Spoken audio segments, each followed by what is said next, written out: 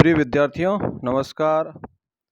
आज हम कक्षा 12 के अंतर्गत हिंदी साहित्य के काव्य शास्त्र अंतर्गत छंद टॉपिक के परीक्षोपयोगी प्रश्नोत्तरों के बारे में पढ़ेंगे। आप यदि चैनल पर नए हैं तो चैनल को सब्सक्राइब जरूर करें। कक्षा 12 में हिंदी साहित्य और अनिवार्य हिंदी दोनों में ही छंदों को शामिल किया गया है। इस हेतु दोनों ही विषयों के लिए छंद प्रकरण बहुत उपयोगी है।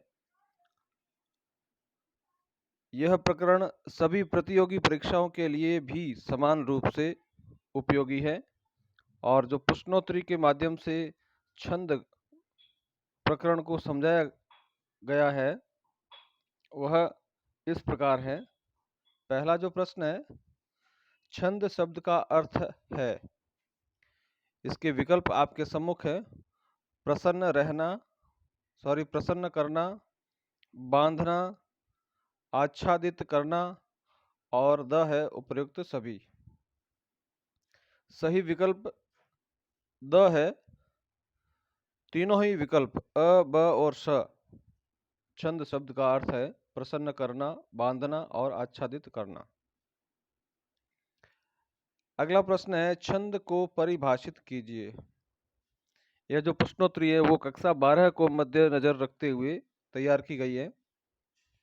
छंद किसी पद का वह सुव्यवस्थित रूप होता है जिसमें वर्णों या मात्राओं की निश्चित संख्या के साथ लयात्मकता विद्यमान रहती है। अर्थात निश्चित संख्या वर्णों या मात्राओं की होगी और पद सुव्यवस्थित होगा, साथ में लय भी होगी। तो इस तरह से छंद को परिभाषित कर सकते हैं। अगला प्रश्न है, छंद के अवयव है। विकल्प अ है मात्रा, ब में वर्ण, स में यति गति, द में है चरण।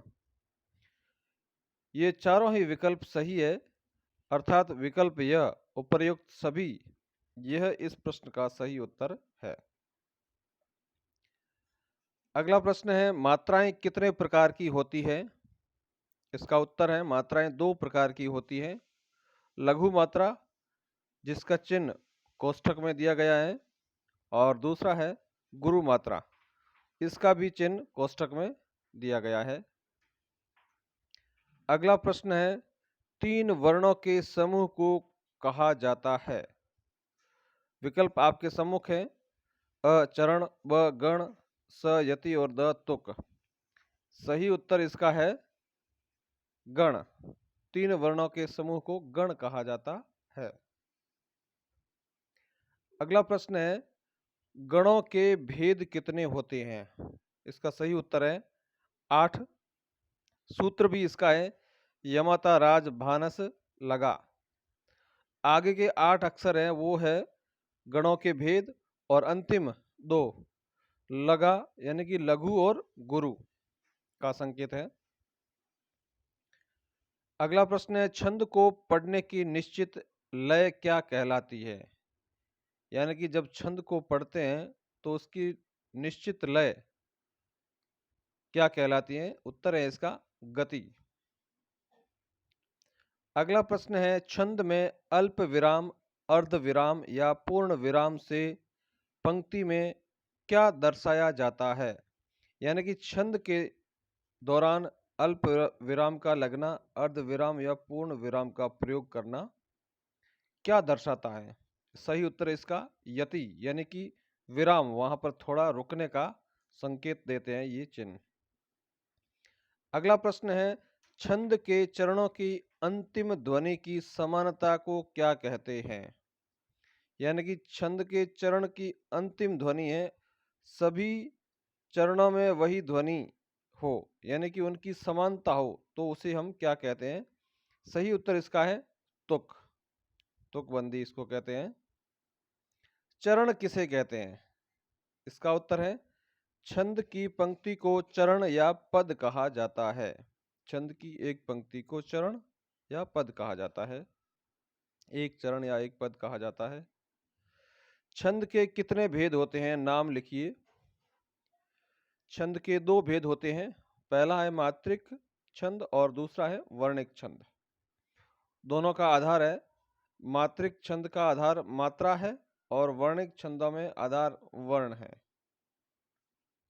अगला प्रश्न है, मात्रिक और वर्णिक छंद के कितने भेद होते हैं? अर्थात मात्रिक और वर्णिक छंद के भी भेद होते हैं, वो कितने होते हैं? उनकी संख्या है 3 और इसका विवरण इस प्रकार है। पहला है सम, यानी कि समस्त चरणों में समान मात्राएं या समान वर्णों का प्रयोग होगा। दूसरा है अर्धसम, इसका अर्थ है जिसमें दो दो चरणों की समानता हो। और तीसरा है विषम, जिसमें प्रत्येक चरण में भिन्न भिन्न मात्राएं या वर्ण हो। तो इस प्रकार तीनों ही भेद मात्रिक और वर्णिक छंद के इस प्रकार थे। अगला प्रश्न है, तगण का उदाहरण है। तगण का जो सूत्र यदि आपको याद है, यमता राज भानस लगा, ताराज, इस प्रकार ये आगे कोष्टक में आपको देकर के समझाने का प्रयास किया है। इससे मिलता जुलता या कहे इन मात्राओं का वर्ण है वो है विकल्प स, आदित्य। आ में दो मात्राएं, द में छोटी ई की मात्रा है, फिर भी अगला जो वर्ण है वो त है, आधा वर्ण है और इस कारण यहाँ पर भी दो मात्राएं आएगी और यह में एक मात्रा। तो ये विकल्प स है, आदित्य, यह इसका सही उत्तर है। अगला प्रश्न है, भारतीय शब्द में गण है, अर्थात भारतीय शब्द में गण कौन सा है? तो यहाँ पर आगे कोष्टक में मैंने समझा दिया है आपको, राजभा, यानी कि रगण इसका सही उत्तर है। विकल्प अ, रगण इसका सही उत्तर है। राजभा जो सूत्र है, यमता राजभा, तो भारतीय में दो मात्राएं हैं, र में एक मात्रा है और त में बड़ी ई की मात्रा होने के कारण दो मात्राएं हैं, भारती। तो इस प्रकार सही विकल्प अ इसका है। अगला प्रश्न है, निम्न में से मात्रिक छंद है, इसका अभिप्राय यह है कि एक छंद मात्रिक है और शेष सारे वर्णिक छंद हैं। तो इसमें दोहा छंद है वह मात्रिक है, यानी कि इसमें मात्राओं की गिनती होती है। शेष मंदाक्रांता, वंशस्थ और कवित, इनमें वर्णों की गिनती होती है। तो इसका सही उत्तर था विकल्प ब, दोहा। अगला प्रश्न है, रोला और उल्लाला के मेल से निर्मित छंद का नाम क्या है? तो इन दोनों के मेल से जो बनने वाला छंद है वह छप्पय है। अगला प्रश्न है, सोरठा छंद की विशेषताएं लिखिए। तो सोरठा छंद की कुछ विशेषता यहाँ पर दे रखी है।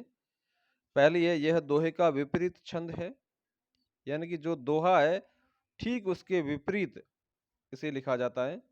दूसरा है, इसमें तुक विषम चरणों में मिलती है। हमने पहले तुक के बारे में जाना था कि चरण के अंत में समानता को तुक कहते हैं, लेकिन सोरठा छंद में तुक विषम चरणों में, यानी कि पहले और तीसरे चरण में मिलती है। और तीसरी इसकी विशेषता है, विषम चरणों में, यानी कि पहले और तीसरे में 11-11 मात्राएं और सम चरणों में, यानी कि दूसरे और चौथे चरण में 13-13 मात्राएं होती है। ये विशेषताएं थी सोरठा छंद की। अगला है प्रश्न, चौपाई छंद का एक चरण लिखिए। एक उदाहरण या एक चरण के बारे में आपसे पूछा जा सकता है। चौपाई छंद की विशेषताएं हैं कि प्रत्येक चरण में 16 मात्राएं होती हैं और इस चौपाई छंद में 4 पद होते हैं और 16 मात्राएं होती हैं। यहाँ पर उदाहरण है, बंदौ गुरु पद पदुम परागा। इसकी मात्राएं इस प्रकार लगा रखी है, बंदौ में 2 1 1, गुरु में 1 1, पद में 1 1, पदुम में भी 1 1 1 और परागा में 1 2 2। इस प्रकार कुल 16 मात्राएं इस चरण में है। तो इस प्रकार जिस चरण में 16 मात्राएं होती हैं वह चौपाई छंद कहलाता है। तो यह उदाहरण है वह चौपाई छंद का है। अगला प्रश्न है, दोहा छंद की विशेषताएं लिखिए। दोहे की क्या विशेषताएं होती हैं उसके बारे में जानते हैं। पहली विशेषता है विषम चरणों में, अर्थात पहले और तीसरे चरण में 13-13 मात्राएं होती है और सम चरणों में अर्थात दूसरे और चौथे चरण में 11-11 मात्राएं होती है। इसको उदाहरण के द्वारा समझाया गया है। रहीमन पानी राखिए बिन पानी सब सून। पहले चरण में 13 मात्राएं हैं और दूसरे चरण में 11 मात्राएं हैं। तो इस प्रकार यह दोहा छंद का एक उदाहरण था। अगला प्रश्न है, दोहा और रोला छंदों के मेल से कौन सा छंद बनता है। यानी कि दोहा और रोला, इनसे कौन सा छंद बनता है, इन दोनों के मेल से। उसका सही उत्तर है कुंडलिया। तो इस प्रकार हमने छंद के बारे में कुछ आधार जानकारियां प्राप्त की और यह प्रकरण काव्य शास्त्र के अंतर्गत छंद को हम प्रश्नोत्तरों के माध्यम से, जो कि परीक्षोपयोगी है, को इस वीडियो में हमने देखा। आशा है आपको इन प्रश्नोत्तरों से लाभ मिलेगा। यह वीडियो कैसा लगा इसकी प्रतिक्रिया कमेंट बॉक्स में ज़रूर दें। वीडियो यदि आपको अच्छा लगा है तो इसे लाइक करें और चैनल को सब्सक्राइब करें। फिर मिलते हैं एक नए वीडियो में, तब तक के लिए धन्यवाद।